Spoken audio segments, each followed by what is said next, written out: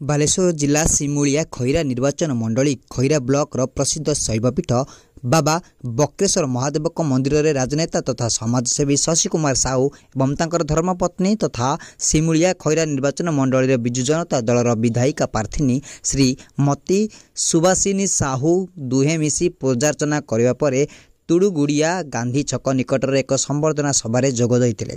ଅପରାହ୍ନରେ କୁପାରୀ ଶୂନ୍ୟ ମଣ୍ଡପ ମା ଅମ୍ବିକା ମନ୍ଦିର ପୂଜାର୍ଚ୍ଚନା କରି କୁପାରୀ ବଜାର ମାର୍କେଟ ପରିକ୍ରମା କରିଥିଲେ। ସନ୍ଧ୍ୟାରେ ଖଇରା ଦୁର୍ଗାପୂଜା ମଣ୍ଡପଠାରେ ଥିବା ହନୁମାନ ମନ୍ଦିରରେ ପୂଜାର୍ଚ୍ଚନା କରି ଆଳତୀ ଶେଷ ପର୍ଯ୍ୟନ୍ତ ରହି ଆଶୀର୍ବାଦ ଭିକ୍ଷା ମାଗିଥିଲେ।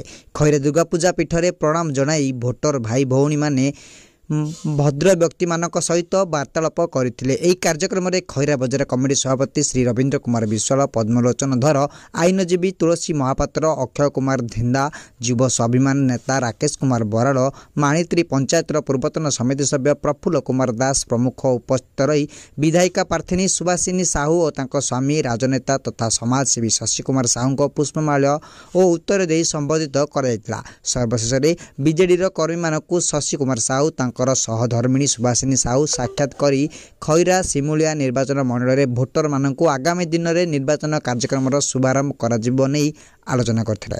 ବାଲେଶ୍ୱରରୁ ଲୋଚନ ରାଉତଙ୍କ ରିପୋର୍ଟ, କେବି ନ୍ୟୁଜ୍ ଓଡ଼ିଶା।